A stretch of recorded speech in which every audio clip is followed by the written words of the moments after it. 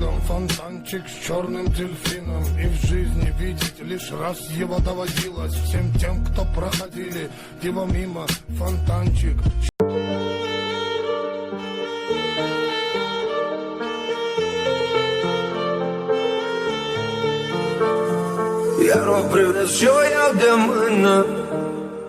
Абру Шоҳин, ҳунарманди ҷавону боистеъдоди турк, ки баъд аз пахш шудани силсилафилми телевизионии ҳарҷоӣ шӯҳрати зиёде пайдо кард, 19 майи соли 1994 дар шаҳри Истанбули Туркия ба дунё омадааст.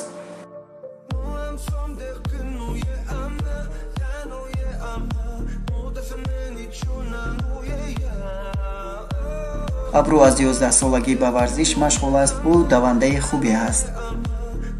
дар зиндагиаш фақат ба ду чиз майл дорад: варзиш ва ҳунар. барои ҳамин буд ки абру ба Академияи варзишии Истанбул дохил шуда, ҳамон ҷоро ҳам хатм намудааст. дар донишгоҳ ӯ ба ҳайси гузоришгар, натоқи варзишӣ ва устод кор кардааст. баъдан мефаҳмад, ки ин ҳама барои ӯ нест, мехост дар телевизион бошад. ӯ аз наворҳои кӯтоҳи таблиғотӣ корро оғоз мекунад.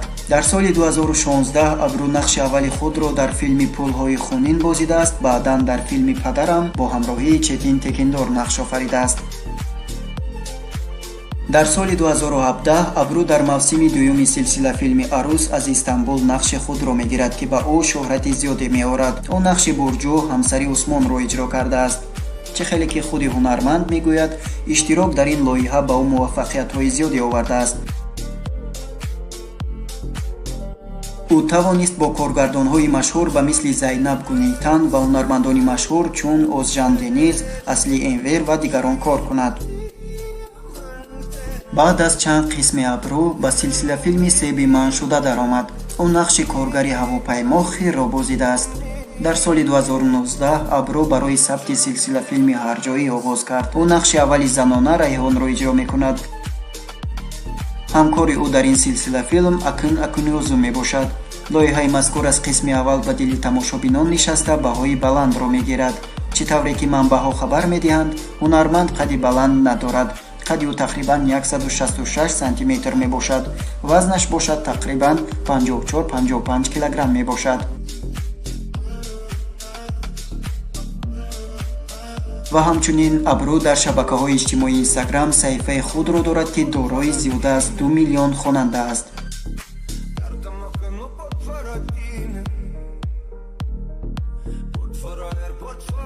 чашмонаш қаҳваранг буда ва ҳамин хел варзишро ҳам давом медиҳад. ҳунарманди ҷавон дар муддати каме ки дар синемо кор кардааст, ҳунарманди аз ҳама пурбаҳстарин дар шабакаҳои иҷтимоӣ гардид. бисёре аз тамошобинон мехоҳанд, ки зиндагии шахсии ӯро бидонанд, аммо мутаассифона ин гуна хабарҳо дар шабакаҳои иҷтимоӣ хеле кам аст.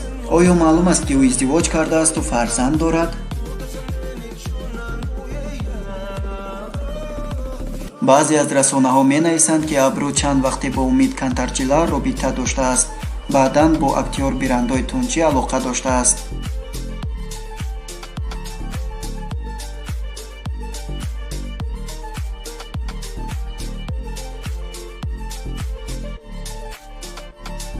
вақтҳои охир абруро бо ҳунарманди машҳур Толга Сариташ дидаанд. онҳо бо ҳам ба як маркази дилхушии шабона даромадаанду баъдан бо ҳам баромада дар як такси нишастаанд. абру дар бораи робита доштанаш бо Толга Сариташ ба матбуот гуфтааст, ки байни онҳо ягон робитае нест. ва оиди овозае ки гуфтаанд бо ҳам зиндагӣ мекунанд, фақат хандидаасту ҷавобе надодааст. ӯ қайд кардааст, ки онҳо танҳо дӯст мебошанд.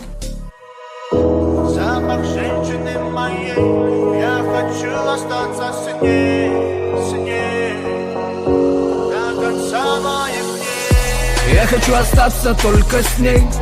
Она как в тропике мой снег. ӯ ҳамчунин шуғли сарояндагиро пеша кардаасту садои фора медорад.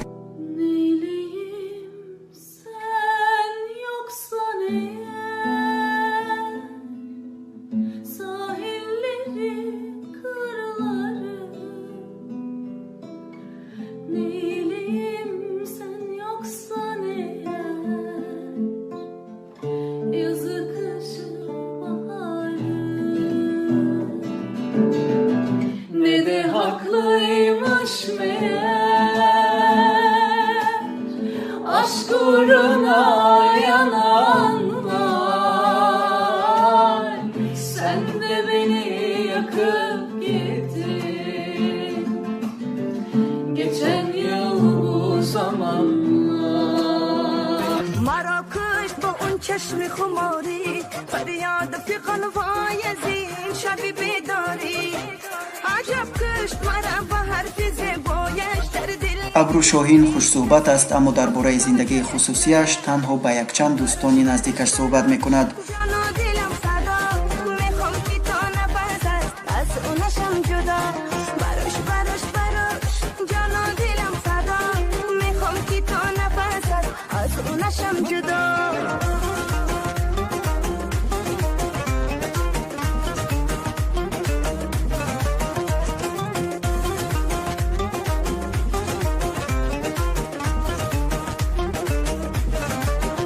دلم گفت که عشقش آتشینه، هر دردی که از عشق رسد درد شیرینه. دلم گفت که تنها تو رو میخواهی، شب تا بسر هر چشمی ترش جانی بیراهه راهه. براش براش براش جان و دلم صدا، میخوام که تا نفس است از اونشم جدا. براش براش براش جان و دلم صدا، میخوام که تا نفس است از اونشم جدا.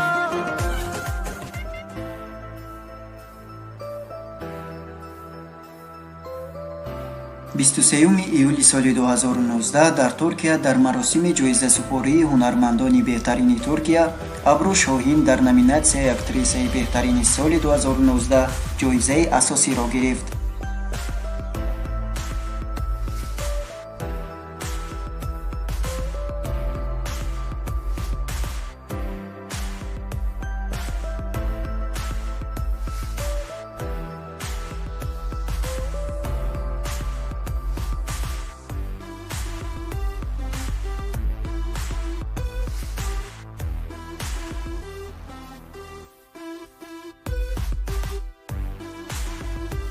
او خیلی خوشحال است که در آغاز کارش در ساحه سینما این جایزه را گرفته است، چون که به هر کس نصیب نمی شود که این خیلی زود سزاوار چنین جایزه شود و از همکاران و دوستانش تشکر می گوید.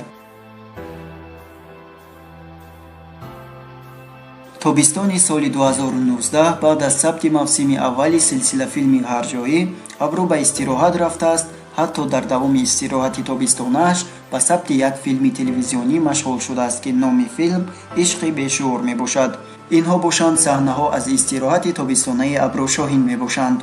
دوستان عزیز، فکر خودتان رو نویسید، لایک مونید و دوستانتان رو دعوت کنید.